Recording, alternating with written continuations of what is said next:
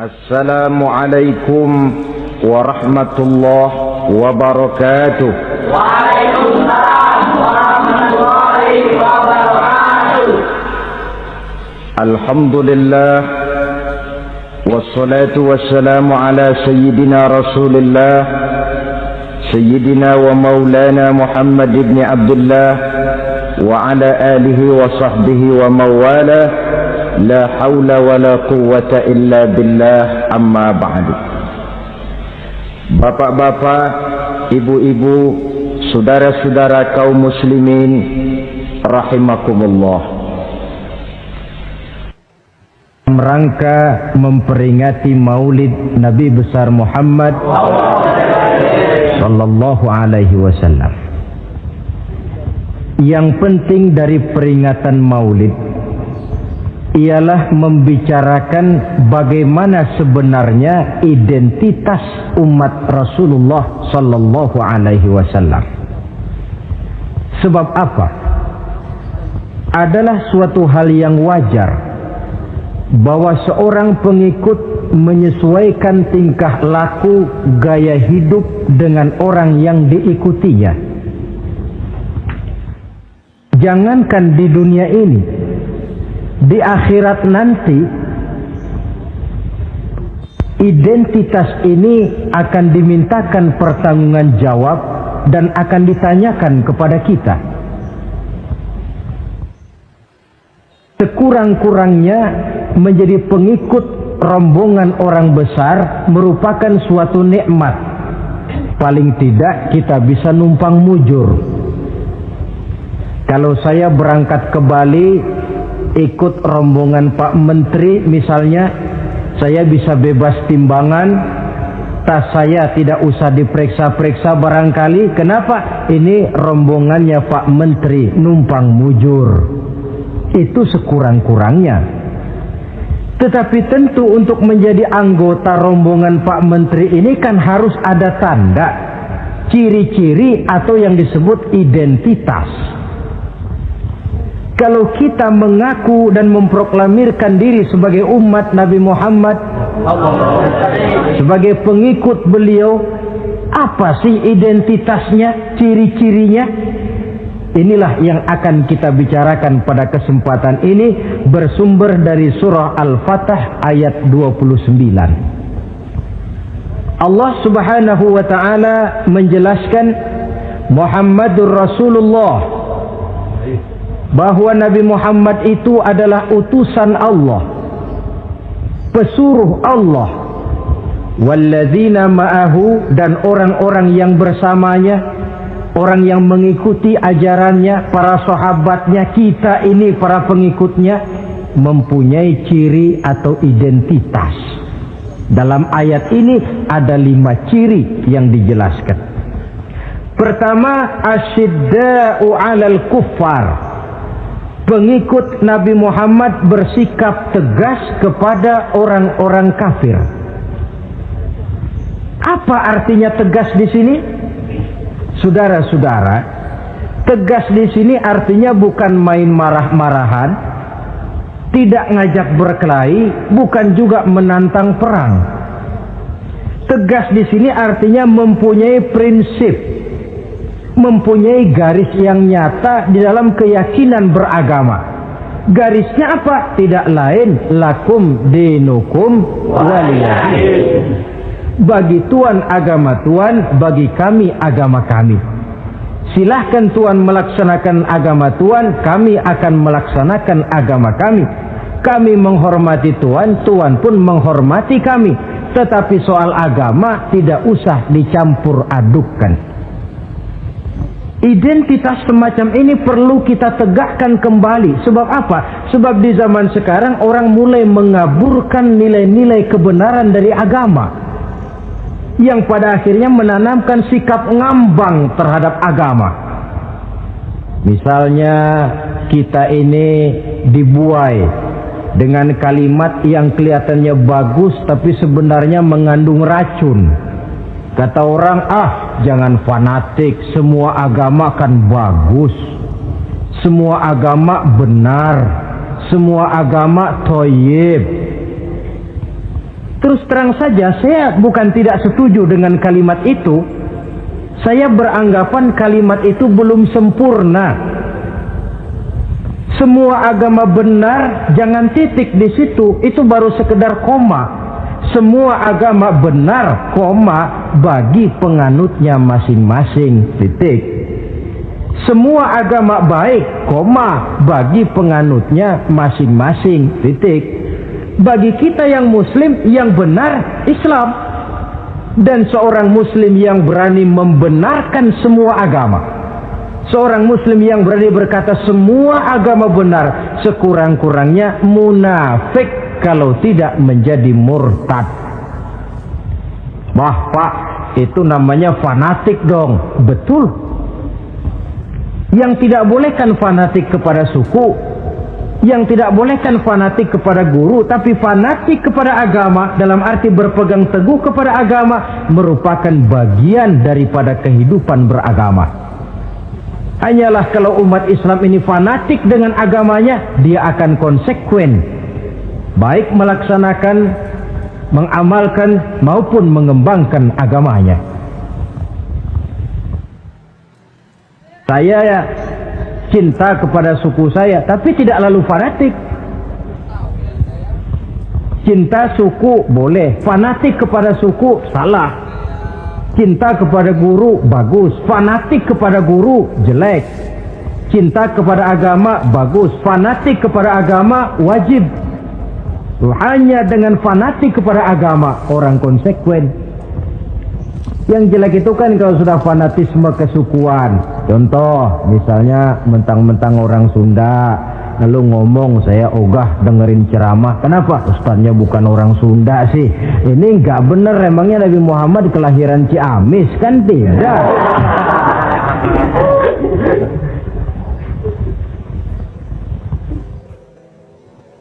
Toleransi ada tempatnya,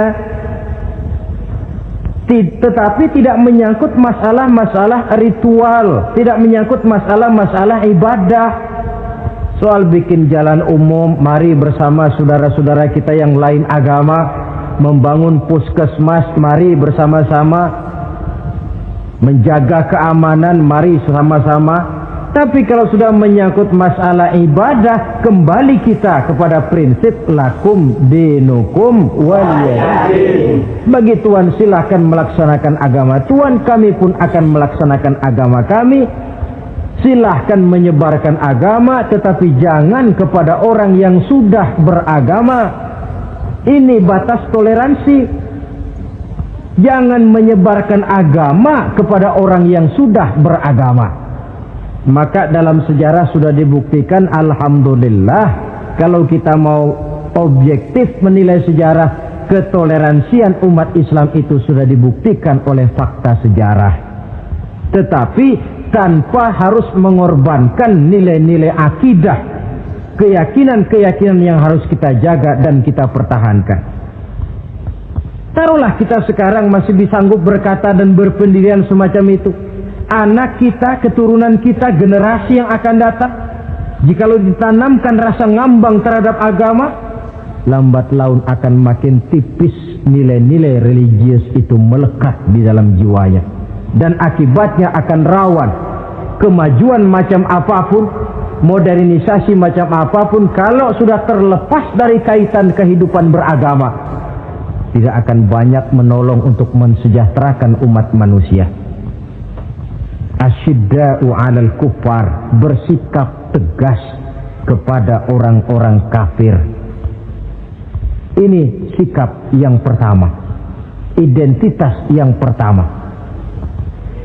Yang kedua, ruhama'u bainahum, kasih sayang kepada sesama mereka. Kalau kepada orang kafir tegasnya bukan main, tapi kembali ke dalam, kembali kepada sesama muslim, kasih sayang setengah mati.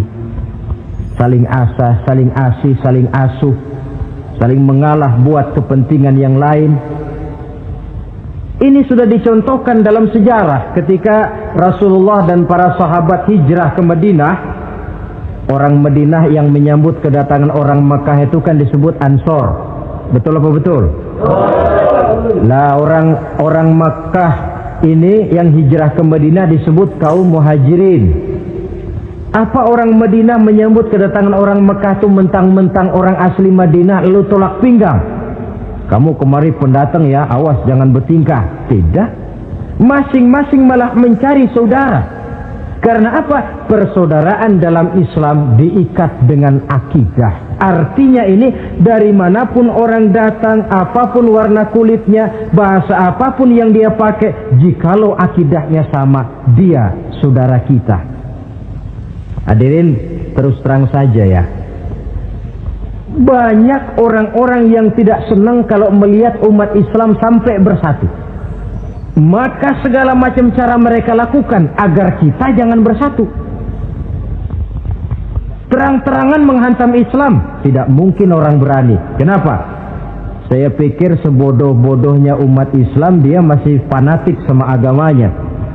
Dia masih sanggup bilang, "Mas, gue emang gak sembayang, tapi agama gue lu hina, gue bacok lu." Itu kan positif, fanatisme agama namanya.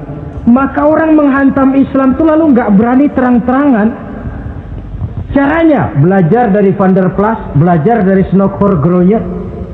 Mau menghantam Islam, masuk ke tengah-tengah umat Islam. Pakai peci, kalau perlu pakai sorban, pakai sorban. Nggak bisa assalamualaikum, latihan assalamualaikum. Hantam Islam dari dalam. Caranya, kalau perlu dibuatkan merek-merek Islam. Yang mereknya Islam tapi tujuannya bikin kacau dalam Islam. Muncullah yang namanya Islam ingkar sunnah. Muncul yang namanya Islam sejati. Islam. Mereknya Islam, tujuannya bikin kacau dalam Islam. Kalau dia sudah mengkafirkan orang lain yang tidak sepaham dengan dia, tidak mau bermakmum kepada orang yang sepaham dengan dia. Kalau cara ini tidak kena, mereka putar lagu lama. Apa lagu lama itu? Lagu khilafiyah. Lagu lama itu supaya kita sengketa sesama kita, mempersoalkan hal-hal kecil, waktu terbuang, energi habis untuk mempermasalahkan hal yang tak pernah kunjung selesai. Sering kejadian toh di kampung-kampung. Yang satu pakai usolli, yang satu tidak, lalu pisah RT. Yang satu azan sekali Jumatan, yang satu 2 kali, lalu bangun masjid lagi. Yang satu kunut, yang satu tidak, asah golok. Persoalan yang semacam ini sampai kiamat tidak akan kunjung selesai.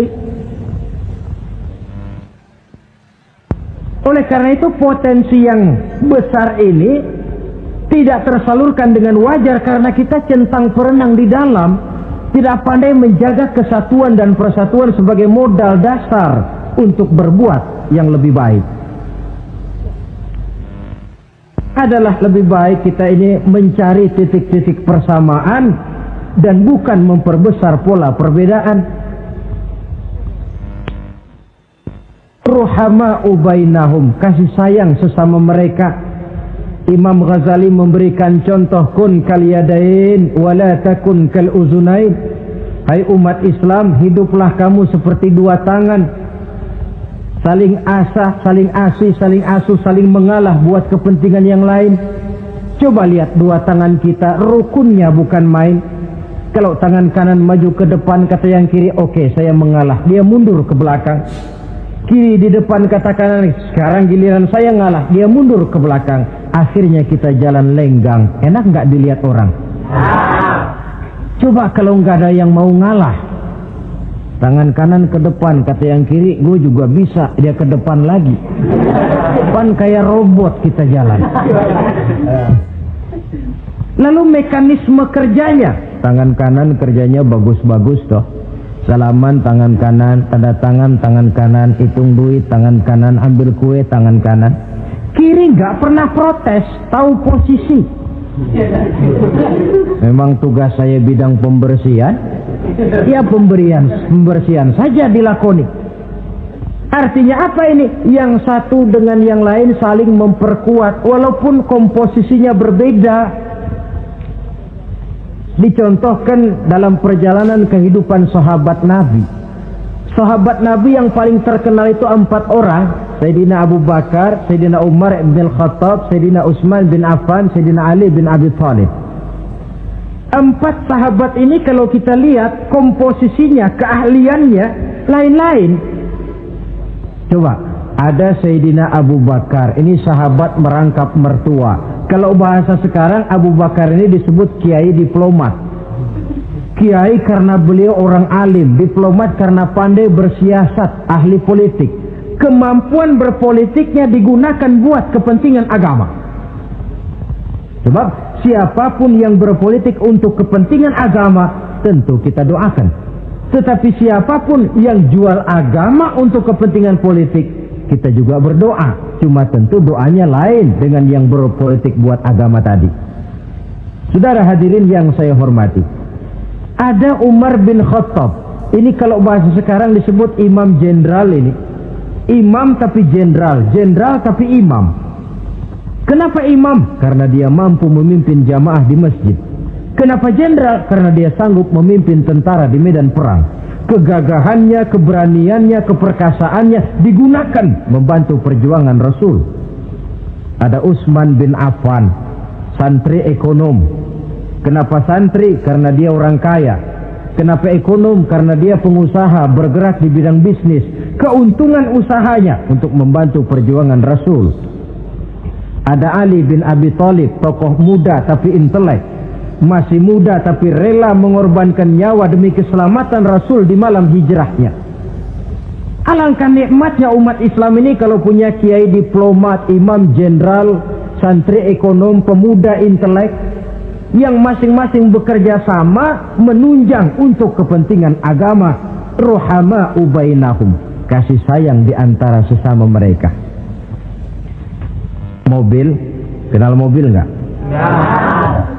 Mobil itu baru bisa jalan dengan baik kalau seluruh onderdilnya kompak. Kalau yang satu sudah merasa dirinya lebih penting dari yang lain, alamat mobil udah deket mogok. Misalnya yang jadi bensin nyombong, kalau nggak lantaran saya nggak bakalan jalan nih mobil. Bannya denger, sombong. Kata ban, sombong kamu bensin. Apa kamu kira kamu saja yang penting? Saya tersinggung, kata ban, lalu kempes. Kira-kira kalau ban kempes jalan nggak mobil? Begitulah umat ini. Kayak satu bangunan, ada yang jadi jendela, pintu, tiang, genteng dan sebagainya. Tetapi satu sama lain hendaknya saling memperkuat. Kalau tidak, kita ini pernah diramalkan oleh Nabi, yushiku an tada'a alaikumul umam kama tada'al akalatu ala qas'atiha. Satu saat akan datang di tengah-tengah kamu di mana keadaanmu waktu itu seperti makanan di meja makan. Coba bayangkan, menurut Rasul satu saat kondisi umat Islam akan seperti makanan di atas meja. Yang barat mau makan, yang timur mau santap, yang selatan mau ganyang, yang utara mau injak-injak. Satu saat kondisi umat Islam akan seperti itu. Heran sahabat, ya Rasulullah, kok kita bisa dikepung begitu rupa? Iya. Apa pada waktu itu jumlah kami sedikit ya Rasulullah? Tidak, kata Rasul. Bal antum yauma idzin katsir. Jumlahmu pada waktu itu banyak, besar, kamu mayoritas. Cuma sayang, kata Nabi, walakinnakum ghusaa'un ka ghusaa'is sail. Tetapi keadaanmu waktu itu seperti busa di lautan. Banyak tapi centang perenang. Banyak tapi tidak punya daya dan kekuatan. Dipermainkan gelombang lautan, dihempaskan ke tepian pantai tanpa punya makna dan arti. Mayoritas tapi nasibnya ironi. Lantaran apa ini? Kita tidak pandai menjaga kesatuan dan persatuan. Prinsip ruhama ubainahum, kasih sayang di antara sesama mereka, belum bisa kita wujudkan. Oleh karena itu, hadirin yang saya hormati, identitas yang kedua ini Mari kita tegakkan, menggalang kesatuan dan persatuan untuk kejayaan agama yang kita cintai. Soal posisi silahkan berbeda, soal profesi silahkan berbeda, tetapi hendaknya perbedaan ini tidak menyebabkan persimpangan tujuan. Satu sama lain saling memperkuat.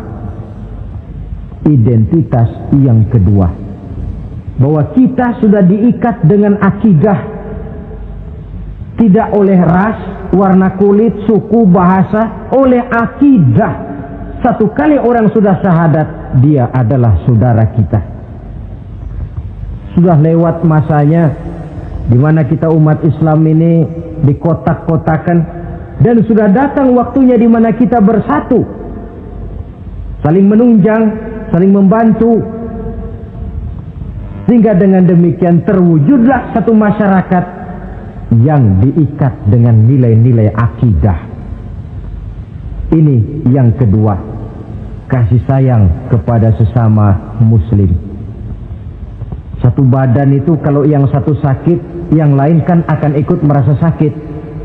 Saudara jalan tengah malam, ibu jari tersandung batu, meletak. Begitu ibu jari tersandung batu, kontan, darah keluar, mulut bilang aduh, kepala ikut pusing, nggak pakai diundang. Solidaritas sosial yang terjadi secara reflektif. Tidak ada ibu jari tersandung mulutnya malah ngomel, rasain lo.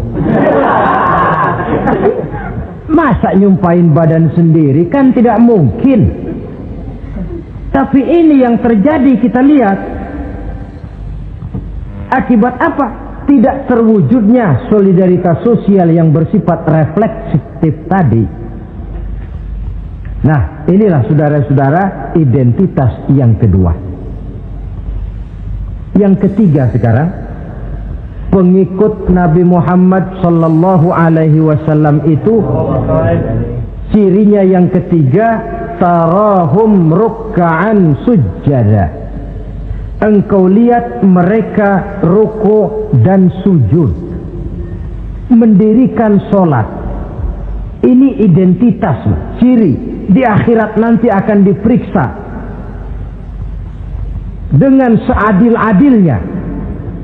Siapa? Saya, Pak. Saya siapa? Pengikut Nabi Muhammad. Betul? Betul. Baik. Pengikut Nabi Muhammad itu tandanya ruka'an sujada, ruku dan sujud. Sampean ngaku umat Nabi Muhammad, sujud, pernah sembahyang? Sembahyang juga, Pak. Berapa kali? Gak banyak-banyak, Pak, setahun 2 kali. Kapan itu? Idul Fitri sama Idul Adha. Kata petugas, syarat kurang, minggir. Sebab sering dikatakan sholat itu kan ada yang harian, ada yang mingguan, ada yang tahunan. Ada yang sholatnya harian. Yang harian ini juga 2 macam, ada yang belang-belang, ada yang mulus. Kalau yang belang-belang itu kalau zuhur sholat, asar out. Asar kepegang, maghribnya melayang. Maghrib ketangkep, isaknya terbang. Itu lumayan ketimbang yang seminggu sekali cuma Jumat saja. Yang Jumat pun agak lumayan lah daripada yang setahun 2 kali cuma Idul Fitri dan Idul Adha.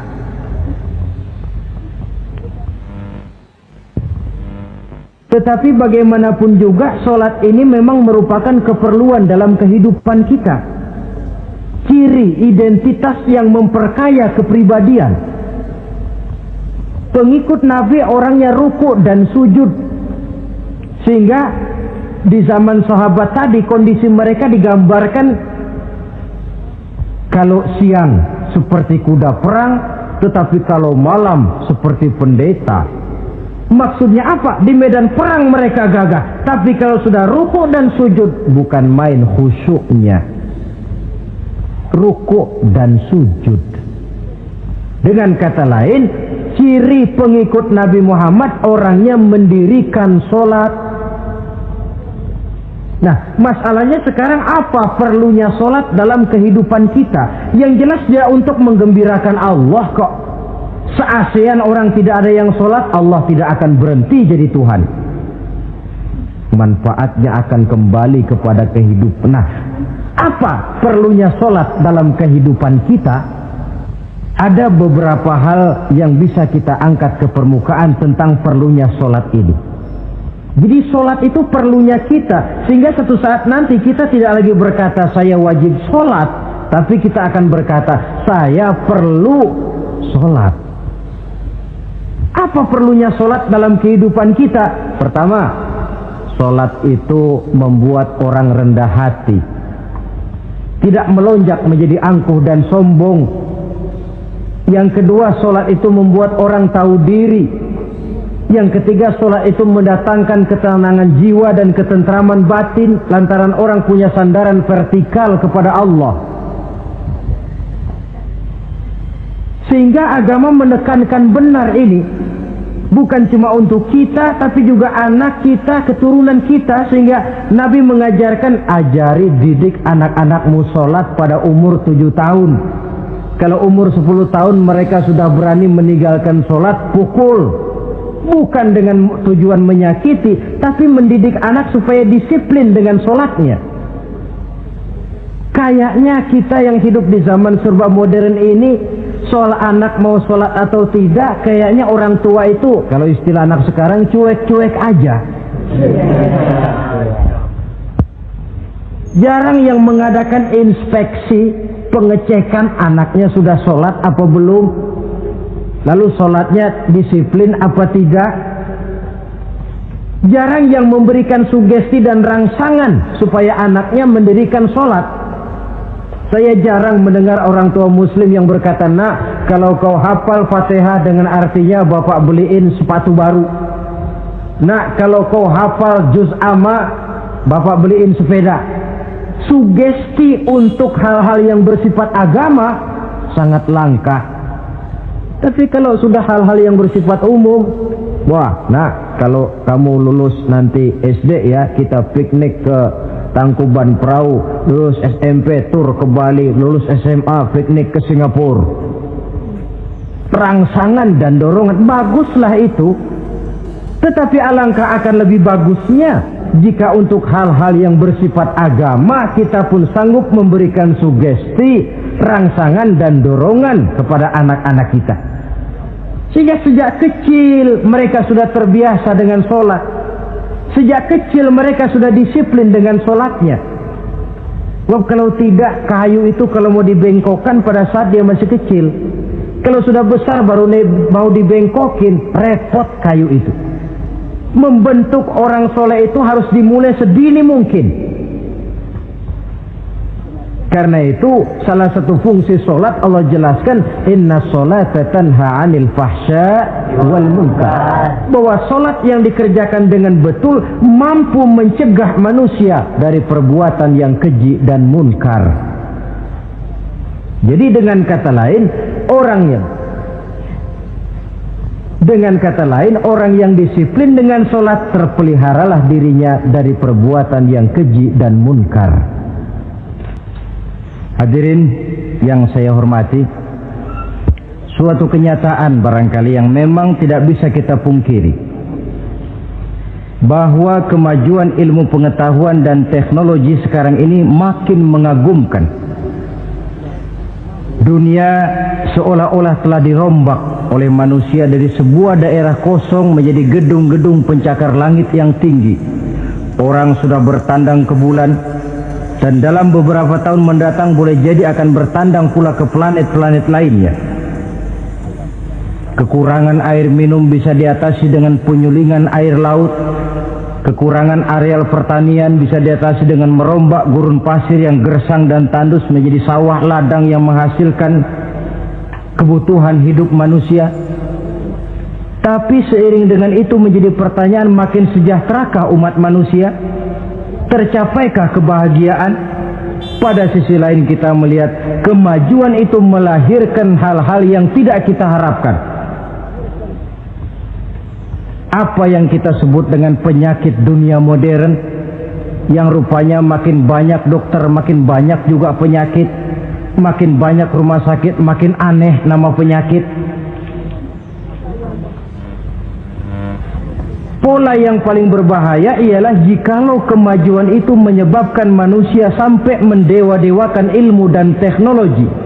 Dan ini yang sering saya istilahkan dengan berhala abad 20. Kalau dulu orang menyembah berhala yang namanya Latta, Uzza, Manat, Hubal, orang zaman sekarang secara tidak langsung banyak yang menjadi penyembah komputer, penyembah sains dan teknologi, mendewa-dewakan otak, lalu lupa bahwa sepanjang yang bisa dilakukan oleh manusia adalah berusaha dan berusaha, sementara ketentuan mutlak datang dari Allah Subhanahu wa ta'ala. Disinilah perlunya ruku dan sujud, agar manusia tahu benar hakikat dari mana dia datang, di mana dia sekarang, mau apa dia di sini, dan kemana dia akan pulang. Oleh karena itu, pada kesempatan ini saya mengajak, marilah identitas ini kita tegakkan dalam diri kita, menjadi pengikut yang ruku dan sujud di hadapan Allah. Sebab di sana terdapat sumber kekuatan, baik dia kekuatan batin, kekuatan jiwa, kekuatan dalam semangat perjuangan, kekuatan dalam menegakkan yang ma'ruf dan menghancurkan yang munkar. Sandaran kita kepada Allah. Saudara mungkin masih ingat ketika Rasulullah dan Abu Bakar hijrah, mereka berdua tidak langsung ke Madinah tapi berada di Gua Sur 3 malam 2 hari lamanya. Orang kafir Quraisy yang mengejar sampai juga di mulut gua itu. Andai kata mereka menengok saja ke bawah, sudah kelihatan Nabi dan Abu Bakar, tapi mereka tidak menoleh. Nabi dengan mantap berkata kepada Abu Bakar, la takhaf wa la tahzan ya Abu Bakar, innallaha ma'ana. Abu Bakar, kau tidak usah takut, tidak usah sedih, Allah bersama kita. Ucapan ini mantap kalau diucapkan oleh orang yang ruk'an sujada, benar-benar sujud kepada Allah, mempunyai backing yang tidak kepalang tanggung, yang serba maha. Ya, itu kalau memang saudara perlu cari backing, jangan kolonel tanggung, jangan brigjen tanggung, carilah backing yang serba maha, maha gagah, maha kaya, maha tahu, maha segala-galanya. Berbackinglah kepada Allah saja dengan jalan ruk'an sujada, ruku' dan sujud dalam kehidupan ini. Ini identitas yang ketiga.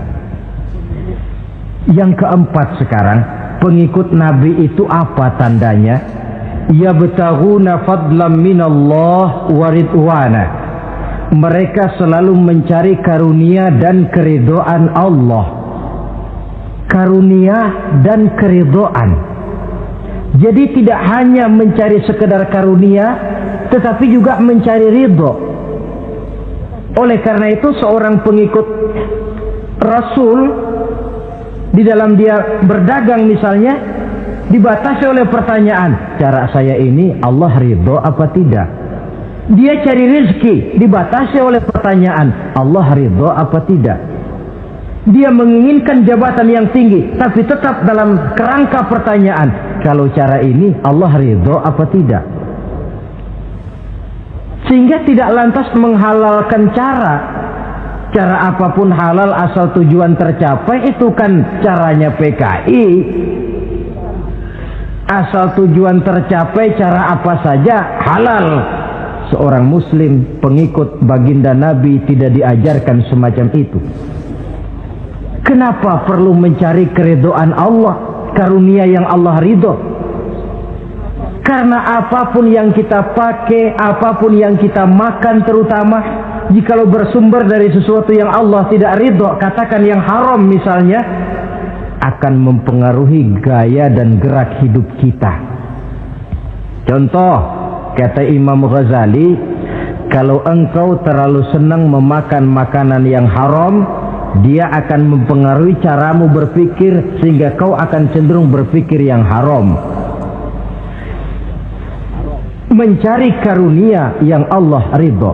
Dan hidup itu kalau sudah mendapat ridho Allah, sudah satu kenikmatan yang tidak bisa dibeli dengan nilai materi yang bagaimanapun banyaknya.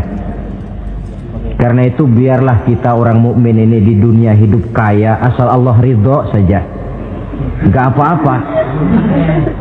Biar rumah kita gedung, punya mobil bagus, uang banyak, kalau Allah ridho enak. Daripada sudah melarat tinggal di pinggir kali, rumahnya gubuk, Allah marah lagi. Kapan mau seneng orang macam begitu? Jadi biarlah kita ini bahagia di dunia, asal di akhirat masuk surga, nggak apa-apa. Mencapai kebahagiaan di dunia dan di akhirat. Cari karunia Allah sebanyak-banyaknya, karena memang bumi dan segala fasilitasnya diperuntukkan bagi manusia, dan karunia Allah itu ada dimanapun kita pergi. Dahulu ketika turun perintah hijrah, sebagian sahabat berpikir-pikir, kalau saya hijrah ke Madinah, di Madinah mau makan apa saya? Ini Mekah kan jelek-jelek, kampung sendiri. Umpama kepepet ngutang-ngutang dikit orang masih percaya lah, kalau ke Madinah ngutang sama siapa? Takut dia kalau hijrah ke Madinah tidak dapat makan. Allah memberikan jaminan, qul li'ibadiyalladzina amanu inna ardi wasi'ah fa iyaya fa'budu. Katakan kepada mereka Muhammad, hai hamba-hambaku yang beriman, bumiku ini luas. Di Mekah kau makan, hijrah ke Madinah juga kau akan makan.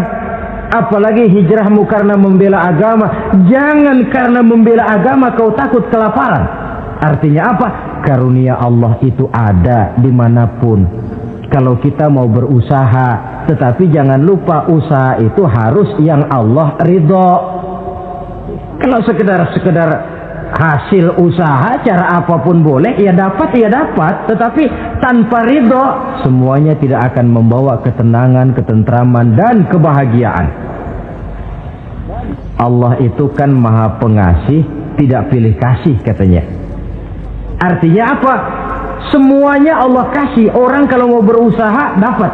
Itu logika, sunnatullah kata kita, hukum alam kata orang. Kalau mau berusaha mesti dapat. Tetapi kasih sayang Allah ini tidak diberikan kepada setiap orang.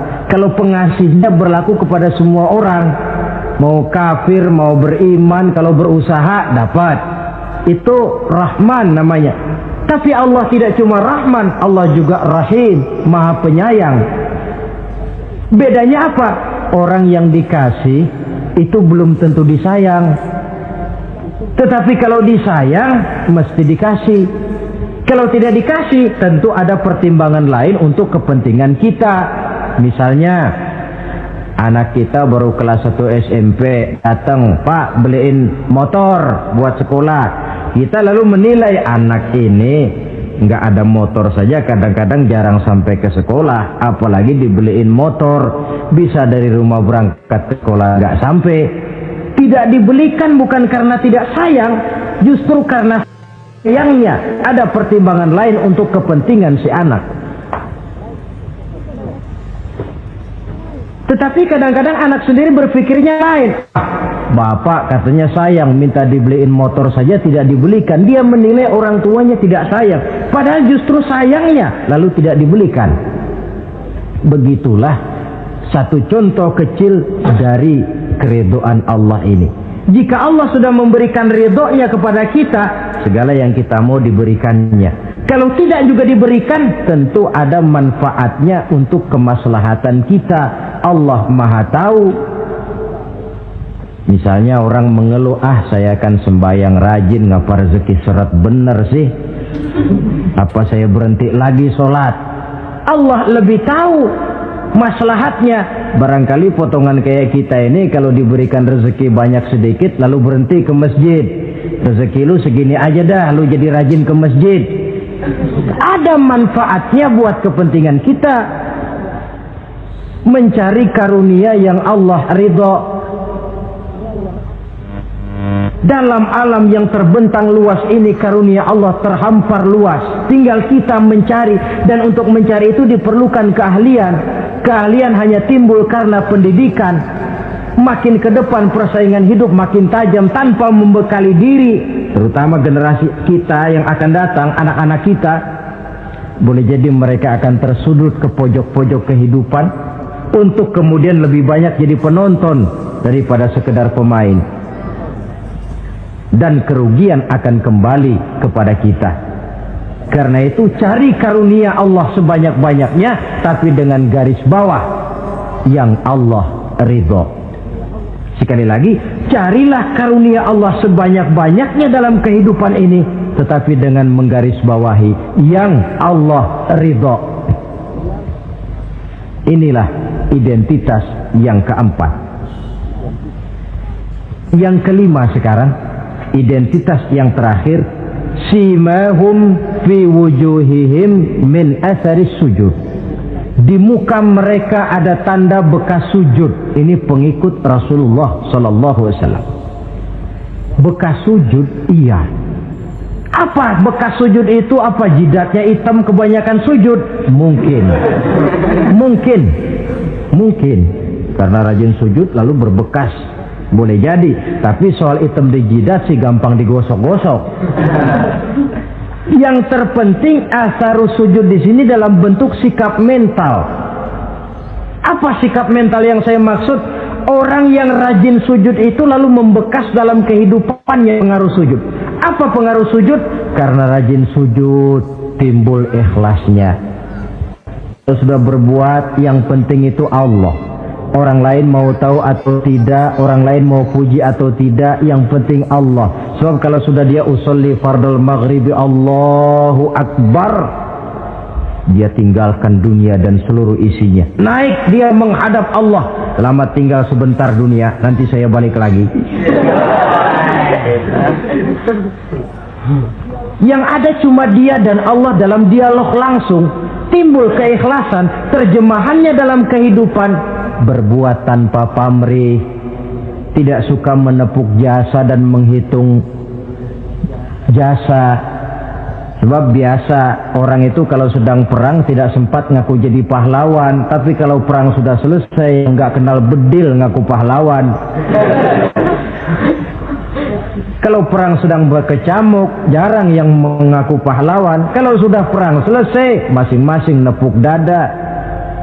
Seorang yang ikhlas, seorang yang berbuat tanpa pamrih, dan ini pengaruh sujud dalam kehidupan.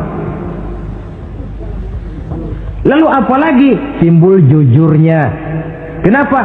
Kalau dia sholat zuhur 4 rakaat, lalu umpama selesai 3 rakaat dia salam, orang lain tentu tidak tahu dia korupsi 1 rakaat. Tapi kenapa tidak dia lakukan? Ada Allah sih yang tahu. Timbul kejujuran, disiplin murni yang berakar dari hatinya sendiri. Lalu apa lagi? Kesabaran. Dilatih lewat sholat. Kalau belum selesai 4 rakaat, jangan berhenti sholat isya umpamanya. Dan banyak lagi pengaruh-pengaruh asarus sujud. Ini di dunia. Di akhirat nanti kata Nabi, inna ummati ya'tuna yaumal qiyamah ghurran muhajjalin min asaril wudu. Umatku di hari kiamat nanti akan datang menghadap Allah dengan muka berseri-seri dari sebab air wudu. Mukanya bersinar-sinar karena di dunia rajin wudu. Sehingga barangkali di akhirat nggak perlu ngaku-ngaku kita. Ya Rasulullah, saya umatmu. Tidak perlu. Rasulullah lihat sendiri, wah ini mukanya bersinar-sinar. Ta'ali ummati, umatku sini, umatku sini. Kalau di dunia rajin kena air wudu. Ya rajin wudu artinya kan rajin sholat. Masa ada orang wudu aja nggak sholat, kan model. Kalau muka tidak pernah tersentuh wudu, kalau muka tidak pernah sujud, teriak-teriak kita mengaku ya Rasulullah saya umatmu ya Rasulullah. Kata Rasulullah, nggak ada umat saya yang dekil kayak sampean.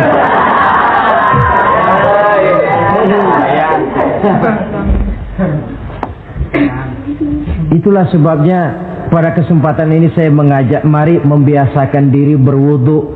Tidak cuma untuk sholat. Saudara mau berangkat ke kantor, wudu dulu, bagus. Saudara mau pergi berdagang, wudu dulu, cakep. Saudara mau pergi kuliah, mau pergi sekolah, wudu dulu, bagus. Di samping kebersihan jasmani, juga kebersihan rohani. Tengok saja. Kalau kita membasuh tangan pada saat wudu mulai Allahumma inni as'aluka yumna wal barakah wa a'udzubika minasyu'mi wal halakah. Itu kan yang kita baca? Ya Allah, saya mohon keberkahan di dua tangan ini, supaya tangan ini kalau dibawa dagang untung, dibawa menanam lalu panen, dibawa berusaha menghasilkan rezeki. Dan saya berlindung kepadamu ya Allah, jangan sampai tangan ini membawa kesialan dan kecelakaan. Berlindung kepada Allah jangan sampai jadi punya tangan sial. Dipakai dagang rugi, dipakai nanam pohonan mati, dipakai mukul orang mati. Tangan sial. Dari itu saja sudah memberikan sugesti untuk rohani kita. Kebersihan jasmani, kebersihan rohani terpelihara karena wudu. Jadi asarus sujud, pengaruh sujud membekas di dalam kehidupan. Sehingga oleh Syekh Muhammad Abduh dijelaskan, walikulli ibadatin minal ibadati sahihah asarun fi taqwimi akhlaqil qaimi biha wa tahzibi nafsihi. Setiap ibadah yang dikerjakan dengan betul pasti mempunyai pengaruh yang nyata dalam meluruskan moral akhlak orang yang melaksanakan ibadah itu sendiri. Jadi sujud kita betul apa tidak? Lihat saja pengaruhnya dalam kehidupan kita. Sholat kita sudah betul apa tidak? Lihat saja pengaruhnya dalam kehidupan kita. Kalau sujud ya sujud, tapi judi jalan juga, nah, sujudnya belum betul. Waktunya sholat ya sholat, waktunya mabuk, sholatnya belum betul. Waktunya ruku ya ruku, giliran nyolong, sholatnya belum betul. Sebab sholat yang dikerjakan dengan betul, sujud yang dikerjakan yang punya pengaruh nyata dalam kehidupan, kelihatan bekasnya dari tingkah laku dan gerak kita di dalam menelusuri kegiatan hidup ini. Maaf, dengan sedikit pahit barangkali kita memang harus berkata, masih banyak di antara kita umat Islam ini yang melaksanakan ibadah hanya dengan prinsip asal sekedar gugur kewajiban. Perkara ada pengaruhnya atau tidak dalam diri kita, kita malas untuk mengadakan evaluasi. Akibatnya ibadah yang kita kerjakan tidak mempunyai pengaruh dalam membentuk kepribadian kita. Orang yang mengucapkan syahadat ada pengaruh dalam jiwanya. Orang yang mendirikan sholat ada pengaruh dalam membentuk kepribadiannya. Orang yang melaksanakan puasa ada pengaruh dalam perkembangan jiwanya. Orang yang mengeluarkan zakat ada pengaruhnya dalam mengelola hartanya. Orang yang melaksanakan ibadah haji ada perubahan dalam kegiatan hidupnya, dari yang negatif kepada yang positif tentunya. Simahum fi wujuhihim min athari sujud. Di muka mereka, di muka pengikut Rasulullah ini ada tanda pengaruh bekas sujud. Karena rajinnya dia melaksanakan sujud di dalam kehidupan ini. Nampak pengaruh yang nyata di dalam kehidupannya, dalam gerak dan tingkah lakunya. Saudara hadirin, ma'asyiral muslimin rahimakumullah. Inilah 5 identitas yang harus kita tegakkan jikalau kita mau jadi umat yang konsekuen. Tidak sekedar bangga-banggaan menyandang titel umat Nabi, apalagi konon mengharapkan syafaatnya di akhirat nanti, padahal sebagai pengikut kita tidak menyesuaikan diri dengan yang kita ikuti. Bagaimana mau mengharapkan fasilitas yang namanya syafaat? Bahwa syafaat pertolongan Rasul itu ada, tetapi fungsinya kan ibarat orang punya kain, syafaat itu nambel. saudara punya kain, sobek-sobek sedikit, ditambal oleh yang namanya syafaat. Sholat kurang sedikit, ditambal oleh syafaat. Sodakoh ada campur riya sedikit, tidak karena Allah sedikit, syafaat. Jadi kalau punya kain sobek ada syafaat. Lah kalau kainnya tidak punya, yang mau ditambal apanya? Sholat tidak, puasa tidak, di akhirat aman dah dapat syafaat. Tentu terlalu berlebihan, terlalu optimis mengharapkan sesuatu yang kita memang tidak punya modal dasar untuk memperolehnya. Baiklah ya, kesimpulan. Pertama, sebagai pengikut kita harus menyesuaikan diri dengan yang kita ikuti. Identitas. Suatu umat hanya akan berwibawa, hanya akan dihitung dan dipandang orang kalau dia tegak dengan identitasnya. Kalau macan sudah kehilangan sifat galaknya, orang tidak takut lagi kepada macan. Dan kalau kambing sudah kehilangan sifat jinaknya, banyak orang takut miara kambing. Kalau umat Islam sudah kehilangan identitasnya, dia akan menjadi umat yang kehilangan wibawa dan tidak pernah ditakuti oleh musuh-musuhnya. Seenaknya saja orang mengacak-acak kehidupan kita sebagai umat kalau tidak punya identitas. Yang kedua, kesimpulan yang kedua, identitas itu bisa kita ringkaskan. Pertama, tegak dengan keyakinan inna dina indallahil Islam. Menumbuhkan fanatisme agama dalam arti berpegang teguh kepada agama. Menempatkan toleransi pada tempatnya yang wajar. Tidak mencampur adukan semua agama. Tegas di dalam mempertahankan akidah. Kemudian yang ketiga, perlu menegakkan solidaritas sosial yang bersifat reflektif untuk menegakkan wibawa kita sebagai umat, supaya potensi dari umat yang mayoritas ini dimanfaatkan oleh umat itu sendiri. Kalau tidak, kita cuma akan menang jumlah saja, menang bilangan, kuantitas yang tanpa kualitas. Dan kalau ini yang terjadi, nasib kita akan seperti buih di lautan. Banyak, tapi kata orang kampung cuma menang groyokan. Tidak punya daya dan kekuatan, dicampakkan orang ke kiri dan ke kanan, hanyut oleh arus. Bukan menciptakan arus, tapi malah hanyut oleh arus. Bukan menciptakan model, tapi malah mengikuti model. Bukan menciptakan irama tersendiri, malah diatur oleh irama orang lain. Ini yang menyebabkan ironi. Tegaklah dengan kesatuan dan persatuan, dengan lebih memperbanyak mencari titik-titik persamaan dan bukan memperbesar titik-titik perbedaan. Yang keempat, rukuk dan sujud sebagai sandaran vertikal kepada Allah. Selama kita umat ini masih rajin rukuk dan sujud, selama itu pula nilai optimisme masih ada dalam jiwa dan diri kita. Ya Allah, persilahkan orang memperlakukan kami sesuka hatinya, tapi kami yakin ya Allah, Engkau tidak akan mendiamkan. Satu saat pertolonganmu mesti datang. Itu akan mantap kita ucapkan kalau kita melaksanakan rukuk dan sujud. Tertimpa tangga, jatuhnya sakit, ketimpa tangga lagi, musibah yang beruntun. Rukuk dan sujud sebagai sandaran vertikal. Yang kelima, karunia Allah dan keredoan Allah jangan dipisah. Cari karunia sebanyak-banyaknya, tetapi dalam batas-batas yang diridhoi Allah. Sebab kalau tidak, karunia itu akan makin membuat kita jauh dari Allah. Ilmu karunia itu.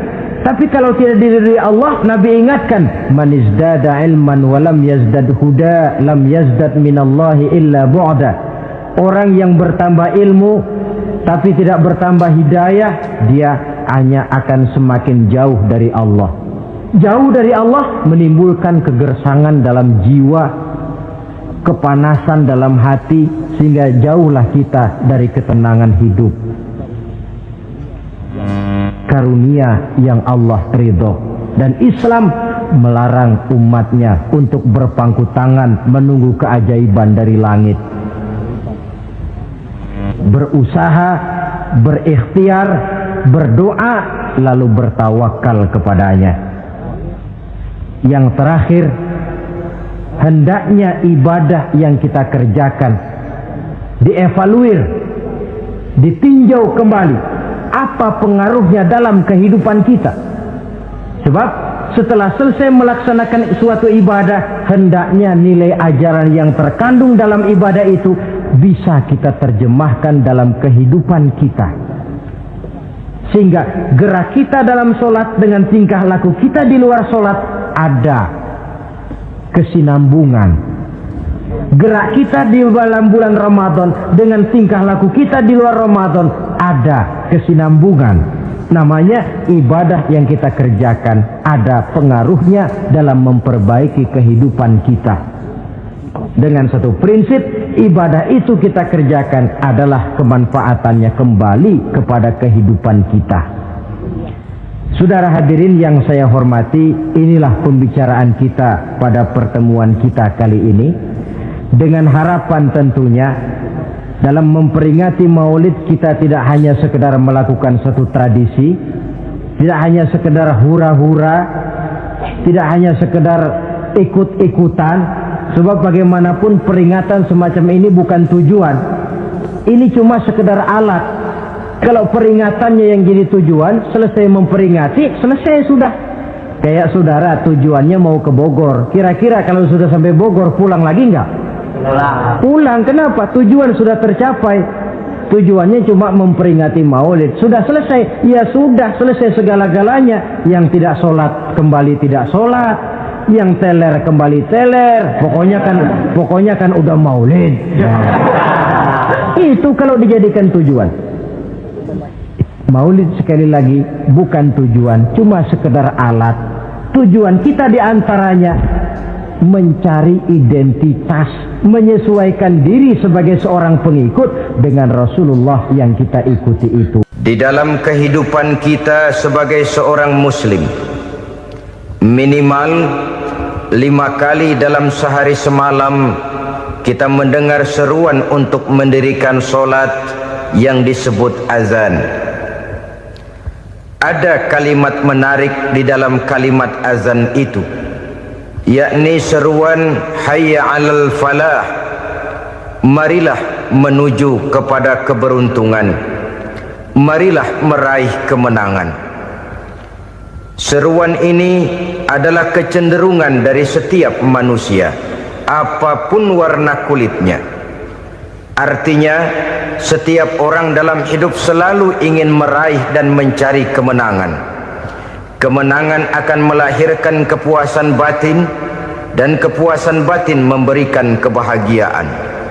Sedangkan kekalahan melahirkan penderitaan batin, dan penderitaan batin menjerumuskan seseorang di dalam berbagai bentuk kerugian. Jikalau inilah seruan azan, maka masalahnya ialah apa yang menyebabkan kita meraih kemenangan. Al-Quranul Karim memberikan tuntunan dan ajaran kepada kita bahwa orang-orang yang memperoleh kemenangan itu tidak lain adalah orang-orang yang bertakwa. Hanyalah mereka yang bertakwa kepada Allah Subhanahu wa ta'ala pada akhirnya akan tampil sebagai pemenang. Lalu siapa orang yang bertakwa itu? Dijelaskan dalam awal-awal Al-Baqarah, orang yang bertakwa yang akan meraih kemenangan. Pertama, allazina yu'minuna bil ghaib, yaitu orang-orang yang beriman kepada yang gaib, percaya bahwa ada alam yang gaib, alam yang abstrak, alam yang tidak bisa dijangkau oleh salah satu daripada panca indera kita. Mereka percaya dan beriman kepada adanya malaikat, beriman kepada adanya iblis dan jin, beriman kepada adanya alam kubur, beriman kepada adanya alam mahsyar, beriman kepada adanya alam akhirat, beriman kepada adanya surga dan neraka. Beriman bukan cuma sekedar beriman dalam ucapan bibir saja, tetapi beriman yang nilai iman itu mampu mewarnai gerak dan gaya hidupnya. Iman yang meresap sampai ke tulang sumsum, kemudian memberikan dampak positif di dalam kehidupan manusia. Alam, kita tahu, adalah sesuatu yang selain Allah, dan Allah bukanlah alam. Apapun namanya selain daripada Allah, itu adalah alam. Alam pada hakikatnya terbagi menjadi dua. Ada alam syahadah, alam nyata, alam konkret, alam yang bisa dijangkau oleh salah satu indera kita. Kemudian ada alam ghaib, alam yang tidak bisa dijangkau oleh panca indera kita, alam metafisika, alam abstrak, alam yang wajib kita imani keberadaannya. Kita percaya bahwa malaikat itu ada, kita percaya kepada jin, bahwa jin itu ada, kita percaya kepada adanya iblis dan setan. Bukan percaya kepada iblis dan setannya, percaya bahwa iblis dan setan itu ada. Itu termasuk salah satu daripada sifat orang yang bertakwa kepada Allah. Saudara-saudara kaum muslimin rahimakumullah, kecenderungan pembangunan yang lebih bersifat materialistis biasanya menggeser aspek kehidupan rohani.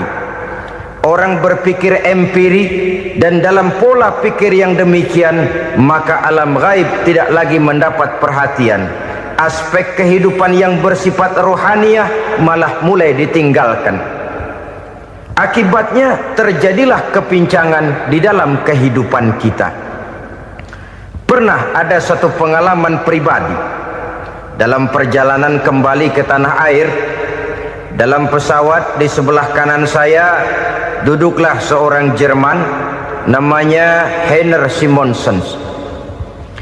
Iseng saya ajak kenalan, saya ajak ngobrol, saya tanya dia. Saya bilang, Mas Heiner ini,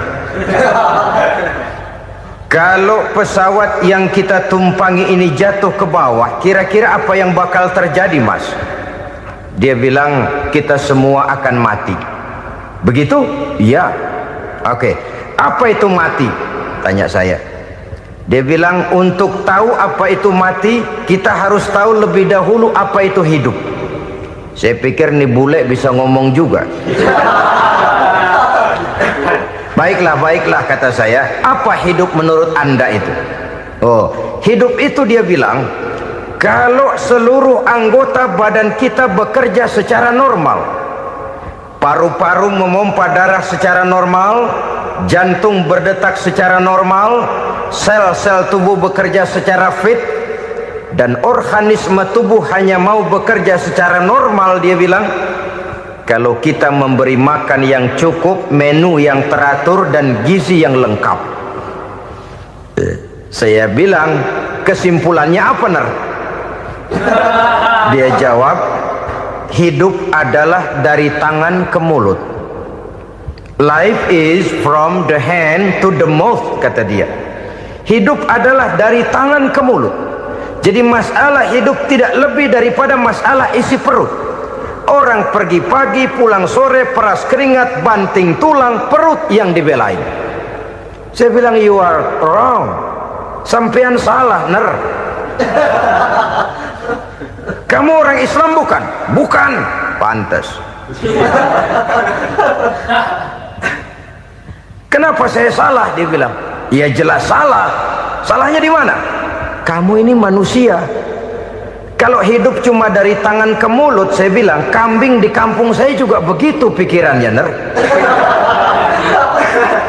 Itu kambing di kampung saya, asal perutnya kenyang, sudah hidup dia. Perkara besok bagaimana, lusa prospeknya macam mana, bulan depan ada apa, kambing nggak pernah mikir.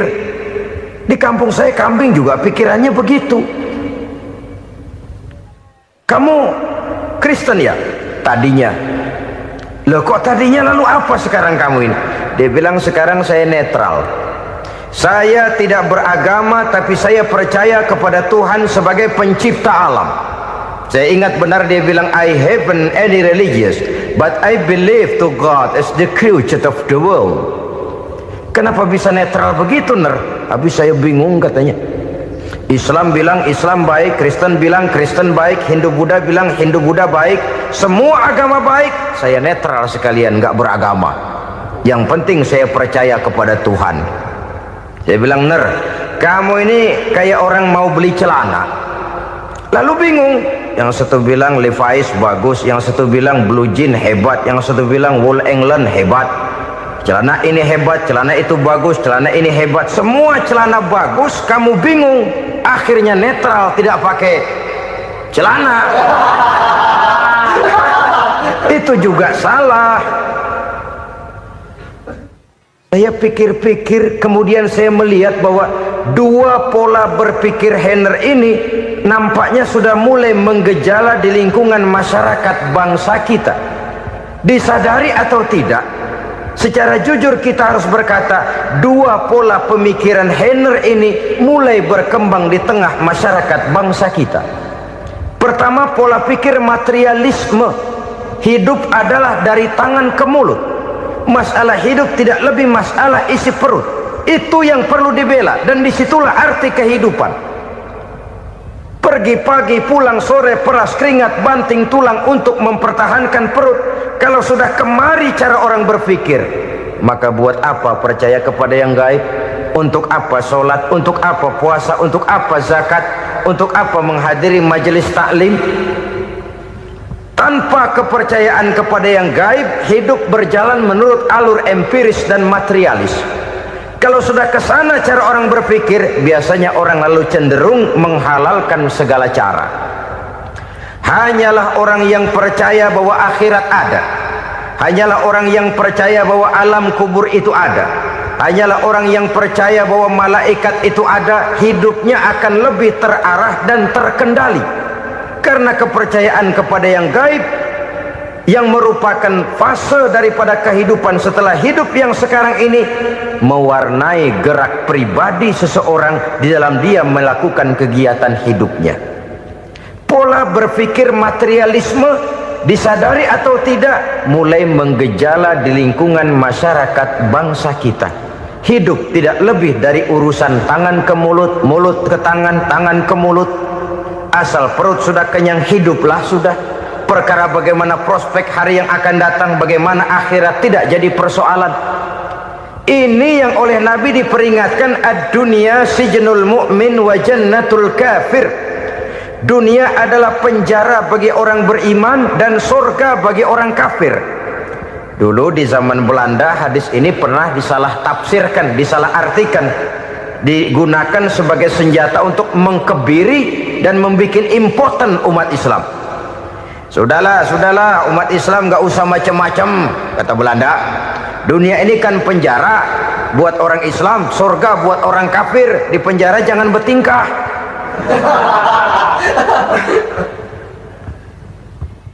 Pengertiannya tidak begitu. Dunia adalah penjara bagi orang mukmin. Artinya dalam kehidupan dunia seorang mukmin tidak bebas memperturutkan hawa nafsunya. Di penjara hawa nafsunya itu. Sebaliknya, surga bagi orang-orang kafir. Buat orang kafir, surgalah dunia ini. Mereka bebas memperturutkan hawa nafsunya. Dilarang tidak terlarang, dicegah pun tidak tercegah. Mereka hidup menurut alur bisikan nafsu mereka sendiri. Kemudian bila ajal datang, maut merenggut nyawa, selesailah surganya sampai di situ. Maka bagi orang-orang yang tidak percaya kepada adanya akhirat, kepada adanya alam gaib, surganya sebatas umurnya. Sekali lagi, surganya sebatas umurnya. Bila umur selesai, ajal pun datang merenggut nyawa, selesailah sudah surganya sampai di situ. Alangkah pendeknya perjalanan orang-orang yang tidak percaya kepada alam gaib ini. Bagi kita mukmin, jikalau kita mampu memenjarakan hawa nafsu, kita bisa bahagia di dunia ini. Dan Islam memang tidak menyuruh kita sengsara di dunia. Raih dunia, kejar dunia, gapai dunia sebagai alat untuk mencapai kebahagiaan di akhirat nanti.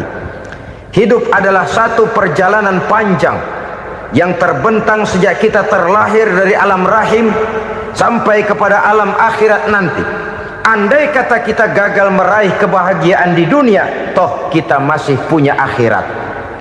Tapi jangan jadi dalil yang melemahkan semangat. Biarin dah kita di dunia kebelangsak, yang penting akhirat. Akhirnya dunia benar-benar kebelangsak. Bagaimana dunia ini bisa kita raih, dan bagaimana meraih dunia untuk menunjang kepentingan akhirat nanti.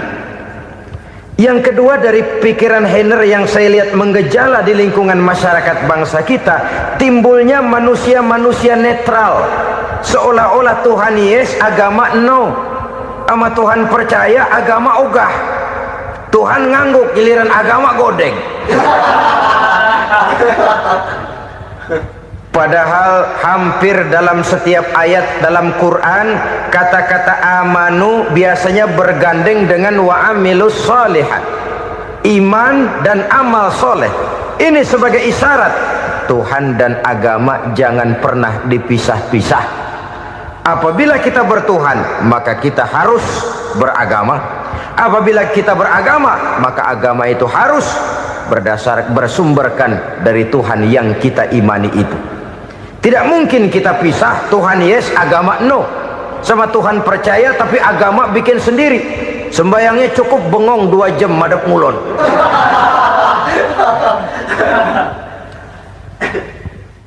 Saudara-saudara kaum muslimin rahimakumullah. Jadi dengan demikian, agama yang kita akui merupakan unsur mutlak di dalam pembangunan sekarang ini, merupakan bagian dari kehidupan yang menuntun kita bahwa di balik alam nyata ini, di balik alam syahadah ini ada alam gaib. Dan mudabbir, murabbi, yang mengatur, yang menguasai, yang memelihara baik dia alam nyata, baik dia alam gaib, tidak lain adalah Allah Subhanahu wa ta'ala. Di sana ada satu super power, satu maha kekuatan yang kita perlu bersandar kepadanya. Sebagai makhluk nyata yang hidup di alam nyata, berbuatlah secara nyata sebagaimana harusnya kita berbuat. Karena Islam jelas bukan agamanya orang pemalas. Islam jelas bukan agamanya orang yang mengajarkan setelah selesai sholat boleh duduk, nggelenggem ayam-ayam, ndelohom, menghitung bintang di langit sambil menunggu keajaiban. Tidak. Islam adalah agama yang mengajarkan apabila sholat sudah selesai kamu kerjakan, bertebaranlah di permukaan bumi, cari karunia Tuhanmu. Jangan hidup berpangku tangan menunggu keajaiban, karena hidup bukan undian. Jangan berharap untung besar tanpa mau peras keringat. Tapi di sebalik itu toh kita juga harus yakin bahwa di sisi usaha nyata yang kita lakukan ada satu super power, satu maha kekuatan gaib yang menentukan berhasil dan tidaknya usaha kita. Kepercayaan kepada hal semacam inilah yang mendorong kita untuk mempunyai sandaran vertikal, agar jikalau usaha ini berhasil, kita tidak lupa diri dan lupa daratan. Jikalau usaha ini gagal, kita tidak putus asa dan buruk sangka, tidak cupik pandangan dan sempit hati, tapi mampu melihat persoalan dengan kacamata putih sambil husnuzon kepada Allah Subhanahu wa ta'ala. Kita percaya malaikat itu ada yang namanya raqib dan atid, mengawasi gerak hidup kita sampai kepada gerak hati kita. Ini memberikan sugesti agar kita berhati-hati, tidak sejengkal tanah pun kita bisa berlindung dari pengawasan raqib dan atid. Ada munkar nakir yang akan menyoal kita di alam kubur. Ada malaikat Malik, penjaga neraka. Ada malaikat Ridwan yang menjaga surga. Kita percaya kepada adanya jin, kita percaya kepada adanya setan, iblis. Percaya kepada adanya, bukan mempercayai si setan, si iblis lalu menjadikannya sebagai teman. Tidak. Percaya bahwa mereka itu ada dan merupakan makhluk Allah yang gaib, yang diciptakan Allah Azza wa Jalla. Kepercayaan kepada alam gaib memberikan motivasi terhadap gerak lahir manusia, sehingga dengan motivasi kepercayaan kepada yang gaib, gerak lahir jadi lebih terarah, jadi lebih terpelihara. Pernah seseorang bertanya, "Pak, apakah adanya akhirat bisa dibuktikan secara ilmiah?" Saya bilang tidak bisa, tidak bisa. Kenapa? Karena yang berangkat nggak pernah pulang kemari lagi. Kalau dia pulang kemari bisa kita tanya bagaimana enak di sono. Cuma secara moral saya katakan, lebih beruntung orang yang percaya kepada akhirat daripada yang tidak. Sekarang saudara percaya akhirat ada, lalu saudara baik-baik di dunia, sholat, puasa, zakat, menolong orang lain, menebarkan kebajikan. Saudara mati, andai kata akhirat tidak ada, toh dalam hidup saudara sudah berbuat baik, paling tidak nama saudara akan dikenang sebagai orang baik. Sebaliknya, saudara percaya, kata saya, bahwa akhirat tidak ada, lalu hidup semau-maunya, tenggelam dalam maksiat dan munkarat, menentang Allah, tidak mau ruku dan sujud, lalu saudara mati, kemudian akhirat ada, ayo mau apa? Bekal tidak punya. Jadi secara moral lebih beruntung orang yang percaya kepada adanya akhirat daripada yang tidak percaya. Dan itu alam gaib yang tidak bisa dibuktikan secara eksat. Jangankan untuk membuktikan seperti itu, dalam kehidupan sehari-hari saja yang kita rasakan tidak selalu berbentuk toh. Angin, bagaimana sih bentuknya angin? Kita tidak tahu. Merah, buktinya kalau dikerok merah. Yang merah itu kulit, yang kulit kita bukan anginnya. Sakit, rasa sakit itu ada, tapi bagaimana bentuk sakit kita nggak pernah tahu. Kalau kita makan cabai pedas, bagaimana bentuk pedas itu tidak ada, tapi rasa ada. Bentuk pedas hijau, cabenya bukan pedasnya. Tidak semua yang kita rasakan bisa kita gambarkan dalam bentuk yang konkret. Oleh karena itu, sekali lagi bahwa kepercayaan kepada alam yang gaib mampu memberikan satu sugesti yang menata kehidupan seseorang lebih lurus, lebih terarah, dan lebih terkendali. Maka wajar kalau kepercayaan kepada yang gaib mengantarkan seseorang untuk meraih kemenangan. Kenapa? Dia percaya kepada yang gaib, bahwa akhirat ada, bahwa alam kubur ada, bahwa pertanggungan jawab itu ada, maka dia lalu tidak hidup saenae udele dewe gitu loh. Tidak hidup menurut seleranya sendiri, terarah, teratur. Ini cirinya yang pertama, orang bertakwa yang akan meraih kemenangan, mereka beriman, mereka percaya kepada yang gaib. Bahkan hal-hal konkret saja selalu berangkat dari yang gaib. Saudara-saudara, para remaja, para pemuda sekarang ini tidak pernah tahu toh siapa yang akan jadi teman hidup saudara.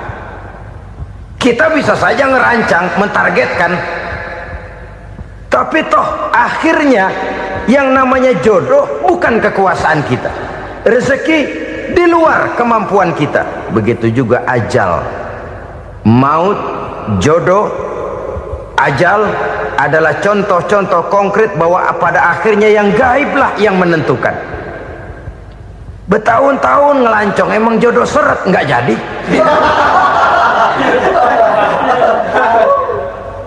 Begitu kenal baru setengah malam nginep ditangkap hansip kan. Hal-hal semacam itu kadang-kadang kita berpikir suuzon, gilet, perempuannya cakep banget, lakinya rebek amat. Memang begitulah jodohnya. Memang begitulah jodohnya. Saudara hadirin ma'asyiral muslimin yang saya hormati, jadi hal-hal yang konkret saja kita yakini sepenuhnya ditentukan oleh satu superpower yang gaib itu tadi. Dari sanalah segala ketentuan itu berangkat dan kesanalah segalanya akan kembali. Maka kepercayaan kepada yang gaib meluruskan gerak hidup seseorang dan itu akan mengantarkan dia kepada meraih kemenangan. Satu. Yang kedua, wa yuqimuna shalah. Orang bertakwa yang akan meraih kemenangan itu adalah orang-orang yang mendirikan sholat. Kenapa sholat mengantarkan orang untuk meraih kemenangan? Yang jelas, inna sholata tanha anil fahsya'i wal munkar. Sholat mampu mencegah manusia dari perbuatan keji dan munkar. Banyak filsafat hidup yang terkandung di dalam sholat ini. Sejak kita wudhu sampai kita menghadap ke arah kiblat, sampai kita melakukan gerak-gerak sholat, bacaan-bacaan yang ada di dalam sholat, lalu sampai kepada mengucapkan salam. Banyak filsafat hidup yang terkandung di dalam sholat. Umpamanya saja, setelah takbiratul ihram mulai kita dengan sholat dalam posisi berdiri, diajarkan dalam kitab-kitab fikih agar kita melihat ke arah tempat sujud. Ini kan filsafat kehidupan. Kalau kamu sholat dalam posisi berdiri, lihat tempat sujud. Jangan sholat mata jelalatan, sebab nanti bisa mengurangi kekhusyuan. Jadi wajar kalau yang dikatakan bahwa yang paling afdol adalah shaf yang di depan. Kenapa? Secara harfiah pengertiannya akan lebih mengundang kekhusyuan. Kenapa? Kalau kita di shaf paling depan di masjid umpamanya paling banter kita lihat tembok. Tapi kalau kita shaf di tengah atau di belakang, orang-orang di depan kita pun akan kelihatan. Yang bajunya loreng, yang bajunya genggang, yang bajunya macam-macam. Kita lihat, kadang-kadang kita pikirin, ada yang bajunya bolong. Kita sholat tapi dalam hati, nih orang bajunya robek yang nggak tahu apa. Ada saja hal-hal yang mengusik kekhusyuan kita. Oleh sebab itu diajarkan dalam posisi berdiri, lihat, arahkan pandangan matamu kepada tempat sujud. Ini kan filsafat kehidupan. Maksudnya apa? Kalau lagi diri lihat dong tempat sujud. Kalau udah di atas ingat dong sama yang bawah. Kalau sudah tinggi ingat dong dari mana kamu berangkat. Kalau sudah berkuasa bantu dong yang lemah. Kalau sudah kaya santuni dong yang miskin. Kalau sudah alim bimbing dong yang awam. Ini filsafat kehidupan. Dalam posisi berdiri kau lihat tempat sujud. Ini akan melahirkan kepekaan sosial di mana seseorang mau tahu kepada orang lainnya. Bagaimanapun kaya kita, tinggi pangkat dan jabatan kita, jikalau hidup hanya untuk kepentingan perut sendiri saja, rasanya belum membawa manfaat di dalam kehidupan kita. Tapi efek yang tertinggi sesungguhnya, sholat mencegah manusia dari perbuatan keji dan munkar. Perbuatan keji dan munkar walaupun kelihatannya mendatangkan uang, membawa keuntungan, tapi itu keuntungan semu, keuntungan sementara. Dengan menipu orang lain kita bisa dapat untung, tapi tidak membawa berkah, dan itu adalah kerugian besar dalam kehidupan kita. Maka untuk meraih kemenangan harus dimulai dengan membentuk kepribadian yang tegar, memiliki sandaran vertikal yang langsung kepada Allah Subhanahu wa ta'ala, dan itu hanya bisa kita tempuh melalui jalur ibadah formal yang sudah ditentukan Allah, yakni sholat yang 5 waktu. Untuk memperkuat itu ada sholat-sholat sunnah, rawatib, nawafil sebagai terminal kontrol cadangan untuk memelihara stabilitas temperatur batin di dalam kita berhubungan dengan zat yang maha gaib, yaitu Allah Subhanahu wa ta'ala. Orang sering bertanya, Pak, itu tetangga saya nggak sholat, duitnya nggak habis-habis, Pak. Nggak sholat tapi mobilnya tambah terus. Nggak sholat tapi usahanya makin maju. Tapi di sisi lain ada orang yang rajin sholat, rezekinya butak bener. Anaknya mana kurus, mana korengan. Saudara hadirin ma'asyiral muslimin rahimakumullah, harus saya katakan bahwa solat memang bukan untuk cari duit. Solat adalah sandaran vertikal kita kepada Allah. Sedangkan soal rezeki itu berkaitan dengan sifat Allah Maha Pengasih dan Maha Penyayang. Allah Maha Pengasih, siapapun dikasih kalau mau usaha. Allah Maha Penyayang, tidak semua orang disayang oleh Allah Azza wa Jalla. Dan belum tentu banyak harta itu merupakan nikmat. Mungkin juga istidraj. Artinya istidraj itu dikasih tapi diambulin, kalau bahasa Betawinya itu. Dikasih tapi diambulin, itu bukan merupakan nikmat sesungguhnya, lebih merupakan azab dari Allah Subhanahu wa ta'ala.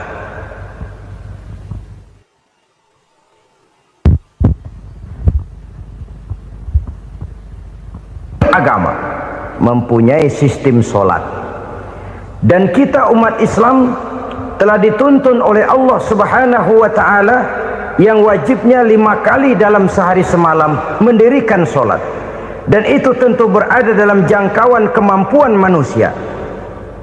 Pada awalnya barangkali kita memang merasa solat itu satu kewajiban, tapi semakin kita hayati makna, manfaat dan filsafat yang terkandung di dalam ajaran solat, semakin sampai kita kepada keyakinan bahwa solat adalah keperluan kita. Sehingga pada waktu tertentu dinilai puncaknya, kita tidak lagi akan berkata saya wajib sholat, tapi kita akan berkata saya perlu sholat. Kalau kita sudah merasakan itu adalah keperluan kita, nah di sanalah kita baru akan merasakan ruginya kalau hal itu tidak kita laksanakan. Sepanjang kita masih berkata saya wajib sholat, kita akan lebih merasakan dia sebagai beban ketimbang sebagai keperluan. Yang jelas Allah tidak memerlukan ibadah yang kita laksanakan ini. Dengan kata lain, andai kata satu dunia penuh ini orang tidak ada yang sholat satu pun, Allah tidak akan turun dari jabatan Tuhan. Jangan lalu berpikir kalau kita ngambek se-RW kagak sembahyang Tuhan tekor kali ini ya. Tentu tidak, itu perlunya kita, bukan perlunya Allah. Dan pada induknya kita akan berkata saya perlu agama. Kalau secara induk kita sudah memerlukan agama, maka konsep-konsep yang ada di dalam ajaran agama itu pun adalah juga merupakan keperluan kita. Baik dia bernama sholat, baik dia bernama puasa, baik dia bernama zakat, baik dia bernama haji, seluruhnya adalah keperluan kita. Dan sesuatu yang kita perlukan apabila tidak kita laksanakan akan melahirkan kerugian di dalam kehidupan. Jangan heran kalau kita membaca riwayat perjalanan hidup para salafus soleh, orang-orang soleh. Ada yang tahajud sampai 100 rakaat, ada yang sholat malam kakinya sampai bengkak. Kita sekalinya bengkak biri-biri. Ada yang sholat membaca surah dalam Al-Quran sampai khotam Quran. Kok mau? Mereka sudah merasakan itu keperluan. Itu saja soalnya. Satu saat pun jikalau kita merasa bahwa itu keperluan saya, kita pun akan melaksanakan seperti itu. Keperluan saya dalam kehidupan. Inilah yang kedua. Yang ketiga, orang bertakwa yang akan meraih kemenangan itu, wa mimma razaqnahum yunfikun. Mereka membelanjakan sebagian daripada rezeki yang diberikan Allah kepada mereka. Mereka infakkan di jalan Allah. Ada satu dialog menarik. Satu hari seorang anak muda bertemu dengan seorang kakek-kakek yang sudah dikenalnya baik. Bertanyalah anak muda ini, "Kek, umur kakek berapa tahun?" 15 tahun, kata si kakek. "Anak kakek berapa orang?" 1. "Harta kakek berapa banyak?" 15 juta. Si anak muda ini bengong, lalu protes, "Kok kakek bohongin saya?" "Kenapa?" Saya tahu umur kakek 70 tahun, kenapa ngaku 15? Saya tahu anak kakek 5, kenapa bilang 1? Saya tahu kakek miliuner, miliaran uang kakek, kenapa ngaku cuma 15 juta? Begini kata si kakek tadi, benar umur saya 70 tahun, tapi dari umur yang 70 tahun itu baru 15 tahun terakhir ini saya merasakan ibadah kepada Allah, meninggalkan maksiat, jauh dari segala macam munkarat. Maka yang 15 tahun inilah yang benar-benar saya rasakan sebagai umur saya. Benar anak saya 5, tapi yang 4 susah diatur. Cuman 1 rasanya nih yang bakal jadi si buah hati, belahan jantung, pelanjut cerita penerus sejarah. Cuma 1 ini yang saya harapkan, yang akan jadi anak soleh, yang akan membuat saya menerima pensiunan pahala. Kalau yang 4 apek dah, nggak ada harapan. Yang 1 nyekek botol melulu. Oh begitu, iya. Lalu kenapa kakek bilang harta kakek cuma 15 juta padahal saya tahu kakek uangnya miliaran, depositonya banyak? Ya karena 15 juta itulah yang saya ingat yang pernah saya belanjakan di jalan Allah. Saya merasa itulah harta saya yang sebenarnya. Yang miliaran yang saya simpan di bank kelak, kalau satu saat saya mati, akan jadi rebutan di antara anak-anak saya. Iya kalau anak saya soleh kayak yang 1 ini. Kalau yang 4 tadi udah tulen dia bakal berantem dah berebut tuh. Jadi 15 juta yang saya belanjakan di jalan Allah inilah yang saya merasakan benar-benar harta saya yang sesungguhnya. Dialog ini patut menjadi bahan renungan kita bersama. Diberikan kita umur 40, 50, 60, 70, 80. Berapa tahun dari umur yang diberikan itu yang jalan mulus, yang kita gunakan untuk melaksanakan ibadah? Banyak harta kita simpan di bank, di lemari, di dompet, di tas. Tapi berapa yang sudah kita depositokan di jalan Allah yang akan menemani kita di hari kita kembali nanti? Maka orang bertakwa yang akan meraih kemenangan, wa mimma razaqnahum yunfikun, mereka membelanjakan sebagian dari rezeki yang diberikan Allah di jalan Allah subhanahu wa ta'ala. Ma'asyiral muslimin rahimakumullah, zahirnya memang kita memberikan kepada orang lain, tapi hakikatnya kita menyimpan untuk diri kita sendiri. Kita memberikan kepada yatim piatu 25.000. Zahirnya kita memberikan si yatim, hakikatnya kan kita cuma nyimpan. Saya berikan, titip kepadamu, ini untuk saya di akhirat. Kau boleh belikan baju, kau boleh belikan untukmu makan, kau boleh bayarkan sekolahmu. Ini untuk saya. Hakikatnya kita nyumbang masjid 1 juta, zahirnya kita berikan kepada panitia masjid, tapi hakikatnya kan cuma titip 1 juta ya untuk saya di alam kubur nanti. Silahkan kau boleh belikan semen, ini uang, belikan besi, belikan pasir. Saya cuma sekedar titip untuk kepentingan saya. Hakikatnya kita cuma sekedar menitip. Sebagaimanapun pada hakikatnya, apapun yang kita miliki dalam kehidupan kan cuma sekedar hak guna pakai, bukan hak milik mutlak. Harta kita, rumah kita, kendaraan kita, kebun kita, pabrik kita, hak guna pakai saja. Hak milik mutlak cuma untuk Allah subhanahu wa ta'ala. Saudara-saudara kaum muslimin rahimakumullah, ini yang ketiga. Kemudian yang keempat, orang-orang bertakwa yang akan meraih kemenangan, allazina yu'minuna bima unzila ilaika, mereka yang beriman, mereka yang percaya kepada apa yang telah diturunkan kepadamu Muhammad, ay Al-Quran, yakni Al-Quranul Karim. Setelah percaya kepada yang gaib, mendirikan solat, kemudian menginfakkan sebagian dari rezeki yang diberikan Allah, mereka juga lalu percaya kepada yang diturunkan terhadap Nabi, yaitu tidak lain Al-Quranul Karim. Sekali lagi di sini, percaya bukan hanya sekedar percaya saja, tetapi percaya lalu menjadikan Al-Quran itu sebagai pedoman hidup, Sebab memang Al-Quran itu adalah GBHM, garis-garis besar haluan muslim. Apa yang harus kita lakukan, apa yang harus tidak kita lakukan, bagaimana mestinya kita bertingkah laku dan berbuat, seluruhnya tercantum di dalam Al-Quranul Karim. Itu sebabnya ketika satu hari Aisyah ditanya bagaimana akhlak Rasul, beliau menjawab, kana Rasulullah sallallahu alaihi wasallam khuluquhul Quran. Akhlak daripada Rasulullah tidak lain adalah Al-Quran.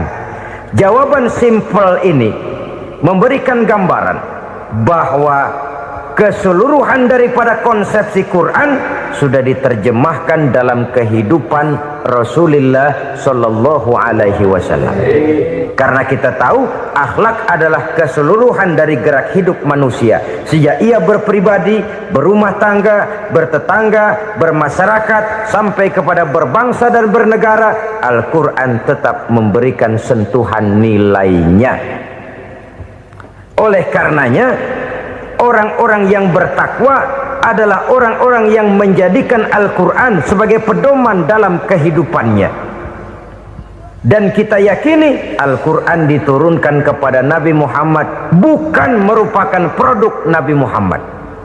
Isi dan redaksinya langsung dari Allah Subhanahu wa ta'ala.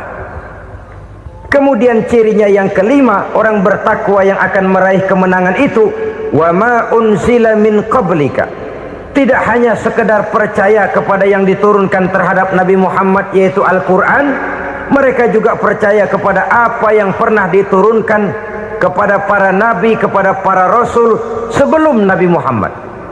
Percaya kepada adanya suhuf, percaya kepada adanya Taurat, percaya kepada adanya Injil, percaya bahwa Allah dahulunya sudah menurunkan Taurat kepada Musa, percaya bahwa Allah sudah menurunkan Injil kepada Isa, percaya Injil ada, Taurat ada, diturunkan Allah untuk Isa dan Musa, tetapi tidak wajib mengamalkannya karena kita sudah diberikan Al-Quranul Karim.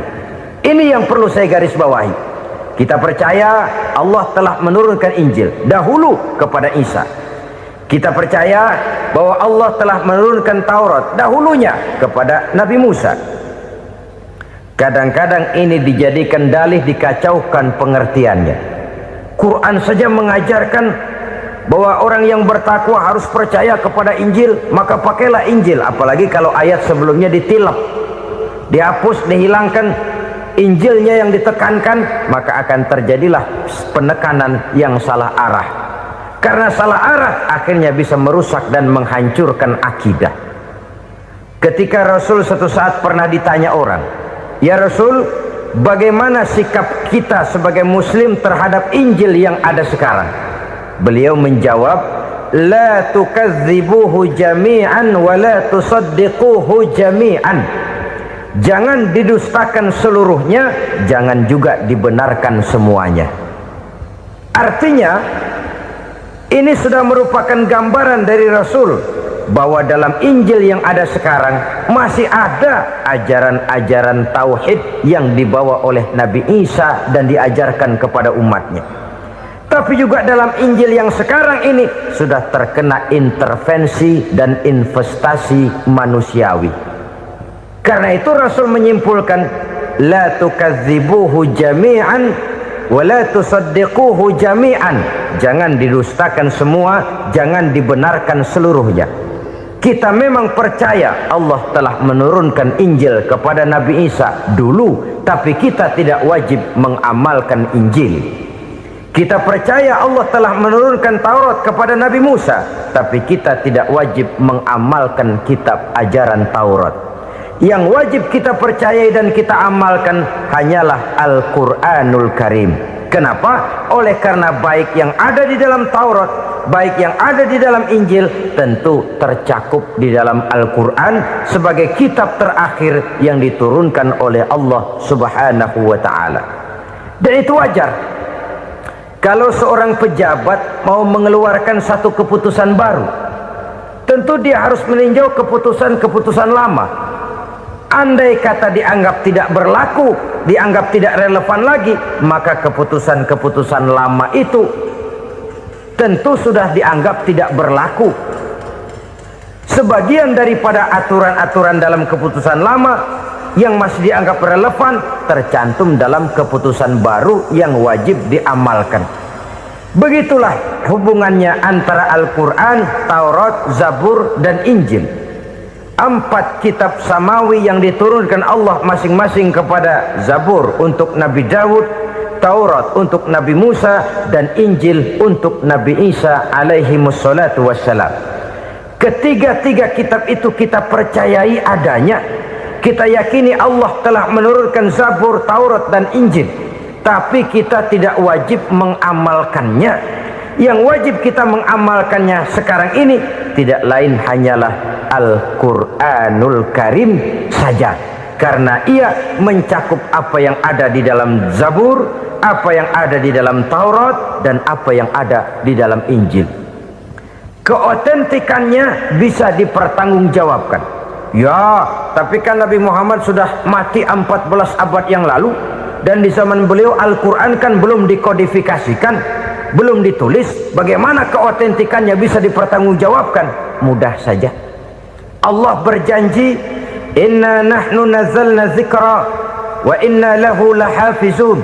Kami yang menurunkan Al-Quran dan kami yang akan menjaga dan memeliharanya. Allah turunkan Quran, Allah menjaganya. Bagaimana cara Allah menjaga Al-Quran itu? Banyaknya orang-orang yang hafaz Al-Quran. Hafaz Al-Quran 30 juz, 114 surah, 6.666 ayat. Sehingga jangankan satu kata, jangankan satu ayat, satu kalimat saja berubah sudah akan timbul reaksi dan mudah dimengerti. Kenapa? Banyak orang-orang yang hafaz Al-Quran. Sedangkan pada setiap akhir tahun biasanya malaikat Jibril selalu mengadakan checking terhadap ayat-ayat yang diturunkan pada waktu itu.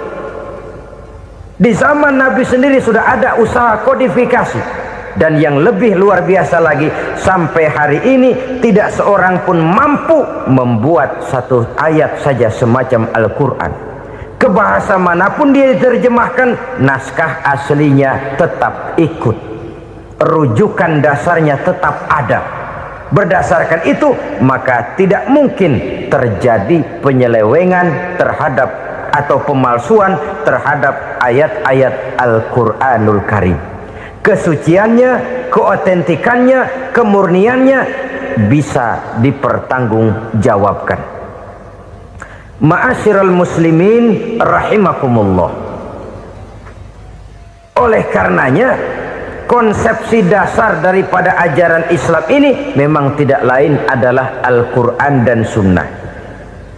Isi daripada agama Islam yang merupakan iman, Islam, dan ihsan, konsepsi dasarnya tidak lain adalah Al-Quran dan Sunnah Rasulullah Sallallahu Alaihi Wasallam.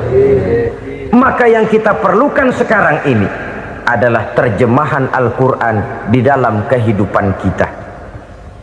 Dengan demikian, maka gaya kehidupan yang lebih Qurani itulah yang kita dambakan. Kita perlu memang terjemahan Quran dalam bahasa Inggris, dalam bahasa Belanda, dalam bahasa Jepang, tapi yang lebih kita perlukan adalah terjemahan Quran di dalam kehidupan kita. Konsekuen, tidak memanipulasi, ringan sama kita jinjing, berat sama kita pikul. Jangan kalau lempengan ayat Quran tuh kira-kira enak diamalin, keras teriakan kita. Giliran kira-kira ayat Quran itu mukul kepala kita sendiri, diam kita. Itu ciri yang pernah disindir Allah dalam awal-awal Baqarah juga. Ciri beragamanya orang yang munafik. Kullama adha'a lahum masyawfi, kata Allah, wa iza azlama alaihim qamu. Apabila terang mereka jalan, apabila gelap mereka berhenti. Artinya kalau kira-kira di Islam nguntungin, rame-rame pada teriak Islam. Tapi ketika diminta untuk berjuang, ketika dituntut untuk berkorban, rame-rame mengundurkan diri. Nasib agama tidak ubahnya seperti daun pisang. yang dikait orang di tepi jalan lantaran tak berpayung di ketika hari hujan. Manakala hujan usailah sudah, daun itu pun dicampakkan di tepi jalan, diinjak pula orang nan lalu. Artinya orang menjadikan agama cuma sebagai lipstick, decoration only, tidak konsekuen. Hanya pada saat-saat kelihatannya Islam membawa keuntungan, rame-rame orang teriak-teriak tentang Islam. Tapi jikalau diminta berjuang, jikalau dituntut untuk berkorban, biasanya rame-rame juga mengundurkan diri. Jangan heran kalau mayoritas hitungan kita, tapi minoritas peranan kita. Kuantitas kita dalam jumlah, tapi dalam kualitas kita lebih sering jadi penonton daripada jadi pemain. Padahal itu sangat tidak boleh terjadi. Umat Islam di Indonesia harus bangkit. Umat Islam di Indonesia harus sadar akan keberadaannya. Tidak boleh hanya jadi penonton berpangku tangan, karena memang agama kita juga mengajarkan untuk konsekuen di dalam menjabarkan ajaran-ajaran daripada agama kita. Kita sering menjadi jatuh menjadi umat yang lemah oleh karena kita ini tidak pandai menggalang kebersamaan yang diakibatkan tidak konsekuennya kita. Diistilahkan bahwa umat Islam di dalam menggalang kebersamaannya itu harus seperti orang main sepak bola. Saudara-saudara kan tahu orang main sepak bola itu. Orang main sepak bola, kalau pertandingan belum dimulai sih silakan saja kumpul di luar lapangan, atur strategi yang baik. Tapi kalau pertandingan sudah dimulai, turun ke lapangan hijau, jangan kumpul terus. Ada sepak bola gotong royong, mundur-mundur rame-rame, depan ke depan kumpul melulu mainnya. Kalah. Orang main sepak bola itu ya harus ada penyerang tengah, harus ada penjaga gawang, harus ada strikernya, harus ada kiri luarnya, kanan dalamnya yang jadi backnya. Posisi boleh bermacam-macam, tapi yang penting saling ngoper untuk menggolkan gawang lawan. Begitulah umat Islam ini. Boleh ada yang jadi pejabat, boleh ada yang jadi pengusaha, boleh ada yang jadi petani, silakan ada yang jadi seniman, ada yang jadi penyair, ada yang jadi artis sekalipun. Tapi kalau sudah berhasil menguasai bola, jangan lupa operannya. Operan itu yang langka. Kita ini muslim kadang-kadang kalau sudah memegang menguasai bola, kalau belum mau mampus, belum mau ngoper. Nanti kalau sudah nggak punya bola, baru mau ngoper. Kalau sudah dengar-dengar mau dekat pensiun, baru mau jihad, baru mau berjuang, baru mau ngurus pesantren. Tanda tangan sudah tidak laku, memo sudah tidak dihargai, baru mau berjuang. Kemarin kemana mas? Kita tidak pandai memanfaatkan posisi. Dengan kata lain, kalau kembali kepada persoalan kita, konsekuensi kita terhadap agama yang kita anut ini belum ideal. Kita masih lebih sering berislam ini pada saat-saat yang menurut perhitungan kita membawa keuntungan. Tapi kalau diminta berjuang, dituntut berkorban, yang itu pun hakikatnya adalah untuk kepentingan kita juga. Allah tidak pernah menuntut kita untuk jihad bagi kepentingan Allah, itu tidak. Berjuang menegakkan agama Allah, apakah untuk kepentingan Allah? Tidak. Untuk kepentingan kita. Sebab nilai-nilai jihad itu pada akhirnya akan membawa kita kepada satu kebahagiaan. Setidaknya kalau tidak di dunia, tentu di akhirat sebagai syahid. Oleh karena itu, pada bagian akhir ini saya ingin mengajak, marilah kita konsekuen. Sekali kita berkitabkan Al-Quranul Karim, mari dia kita jadikan pedoman.